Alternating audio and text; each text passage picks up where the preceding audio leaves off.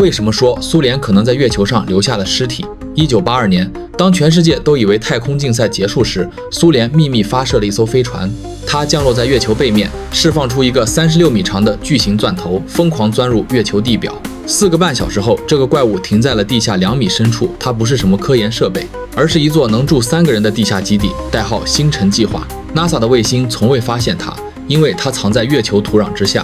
更诡异的是，解密档案显示，后续补给火箭全部发射失败。那3个宇航员可能被活活困死在月球地下，成为人类第一座太空坟墓。而苏联对此只字未提，他们甚至还研制了能打爆卫星的太空机枪，每分钟5000发。这把枪在1975年开火过，但目标卫星的下场至今仍是绝密。更可怕的是金星任务，当苏联探测器传回320度高温和硫酸云的数据时，他们还记录下了一段声音。这是人类唯一一次听到地狱的声音，而这一切要从1957年说起。那年10月4日，苏联的卫星1号升空，美国人彻底慌了。他们怎么也没想到，在2战中损失惨重的苏联竟然能率先进入太空。更要命的是，1961年4月12日，加加林成为第一个进入太空的人类，这简直是在美国人脸上狠狠扇了一巴掌。肯尼迪总统坐不住了，他在国会发表演讲，是要在10年内把人送上月球。但他不知道的是，苏联早就开始了更疯狂的计划。他们不仅要登月，还要在月球上建立永久基地，甚至要殖民金星。1964年，当美国人还在为阿波罗计划头疼时，苏联秘密启动了代号为星城的月球基地项目。设计师巴尔明提出了一个大胆的构想，用自钻式居住舱在月球地下建立基地。为什么要藏在地下？因为月球表面的宇宙辐射强度是地球的200倍以上，宇航员在地表待上几个月，受到的辐射量足以致癌。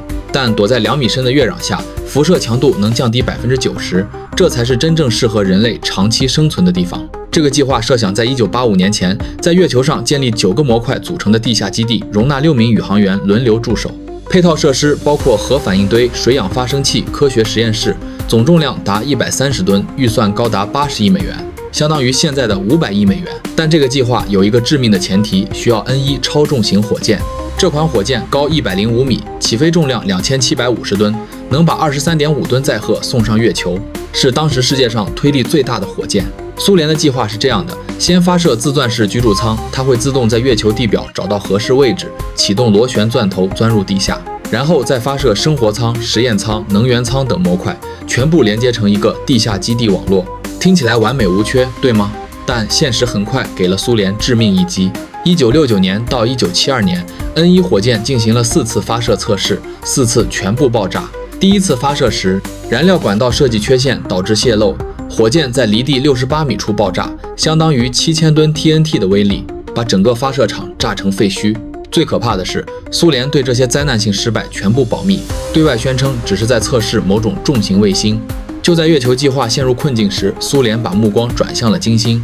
20世纪60年代初，科学家们认为金星可能有海洋，温度适宜，甚至可能存在生命。1961年2月，苏联发射了第1颗金星探测器，但它连地球轨道都没飞出去就失败了。1周后的第2次发射，金星1号成功飞向金星，但天线过热，失去联系。这只是开始，接下来的金星探测简直是一场噩梦般的冒险。1965年，金星3号成为第一个进入另一个星球大气层的人造物体，但数据全部丢失。1969年，金星5号和6号在降落过程中传回了令人震惊的数据：温度320摄氏度，气压26个地球大气压，硫酸云密布。2个探测器在距离地面20公里处就被压扁烧毁了。苏联工程师不死心，他们用钛合金制造了更坚固的着陆器，配备液氮冷却系统。1970年12月15日，金星7号成功在金星表面着陆，存活了23分钟。传回的数据彻底粉碎了金星殖民梦，地表温度高达464摄氏度，大气压89个地球大气压，整个星球就是一个高压锅地狱。但苏联人的执着超乎想象，他们不仅要测量数据，还要看看地狱长什么样。1975年10月，金星9号和10号成功拍摄了人类历史上第1张外星表面照片。灰蒙蒙的天空下，到处是嶙峋的黑色岩石，像极了恐怖电影里的场景。1982年3月，金星13号和14号完成了整个计划中最疯狂的任务。他们不仅拍摄了彩色照片，还录制了金星表面的声音。当音频传回地球时，控制中心的工程师们沉默了。那是一种低沉的轰鸣声，混杂着风声和类似雷鸣的巨响，听起来像是硫酸雨落在灼热岩石上的声音。一位工程师后来回忆说，那一刻，我们真的听到了地狱的声音。我觉得我们不该去那里。金星13号在464度高温下坚持了127分钟，远超设计寿命的32分钟。这已经是人类探测器在另一个星球上的最长存活记录。就在金星探测如火如荼进行时，苏联的另一个绝密项目也在轨道上展开。表面上，苏联在1974年发射了礼炮3号空间站，用于和平科学研究。但解密档案显示，它的真正代号是金刚石 OPS-2， 是一座武装空间站。1975年1月24日，就在空间站返回地球的前一天，一场秘密测试震惊了美国情报部门。美国的监听卫星探测到，礼炮3号上的一门23毫米航天机炮开火了，射速高达每分钟950发。这门炮是特制的 R-23M 型，改装自米格战斗机上的武器，专门用于摧毁来袭的敌方卫星。测试中，机炮对着一颗苏联废弃卫星射击了20发炮弹，但目标卫星的最终下场至今仍被列为俄罗斯最高机密。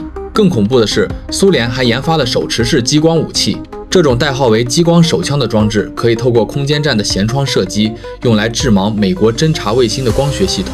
根据部分解密文件，这种武器在1984年完成了原型机，有效射程可达10公里，但因为苏联经济崩溃，它从未被送上太空。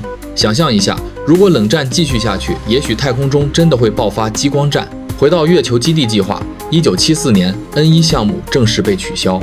新任总设计师格鲁什科认为，继续砸钱在这个失败的火箭上毫无意义。他提出了新方案，研发更强大的火神火箭，运载能力是 N1 的2倍，达到43吨。理论上只需要4次发射就能完成星辰基地的建设。按照官方记录，火神火箭只进行了2次发射，用于完全不同的任务。但这里出现了一个巨大的空白，星辰基地的所有地下居住舱、生活舱、实验舱到底去哪了？他们已经制造完成，总价值数十亿卢布，不可能凭空消失。有一种可能性令人细思极恐，苏联确实秘密发射了这些舱体，但后续的补给火箭失败了。设想一下这个场景：1982年的某个深夜，星辰基地的3名宇航员收到了最后一条来自地球的消息，补给火箭发射失败，下一次发射窗口要等6个月。他们检查了基地的储备，氧气还能维持40天，食物只够30天，水循环系统开始出现故障。月球地下2米深处没有阳光，没有希望，只有逐渐减弱的生命支持系统指示灯。他们能做的只有等待，或者选择打开舱门，让月球的真空在一瞬间结束痛苦。而地球上，苏联当局选择了完全沉默，就像从未发生过一样。这些疯狂的太空计划最终都成为了苏联解体前的牺牲品。到1991年苏联解体时，星辰基地项目投入了相当于现在700亿美元的资金，金星计划耗资超过300亿美元，金刚石军事空间站花费200亿美元，但最终都化为泡影。苏联在太空竞赛中透支了自己，这个超级大国在星辰大海的梦想中耗尽了最后一丝国力。今天 NASA 计划在2030年通过阿尔忒弥斯计划重返月球，俄罗斯也在筹备金星地任务。当新一代探测器抵达月球背面和金星地表时，他们会发现什么？那些苏联时代的遗物是否还静静地躺在某个秘密坐标上？那些被困的宇航员是否真的存在过？50年过去了，月球的地下2米深处，那个代号星辰的基地，或许已经成为了宇宙中最孤独的坟墓。而金星地表那些已经失联40多年的探测器残骸，会不会被新的探测器发现，从而揭开更多被掩埋的真相？历史总是充满了未解之谜，而太空中的秘密往往比我们想象的更加黑暗和深邃。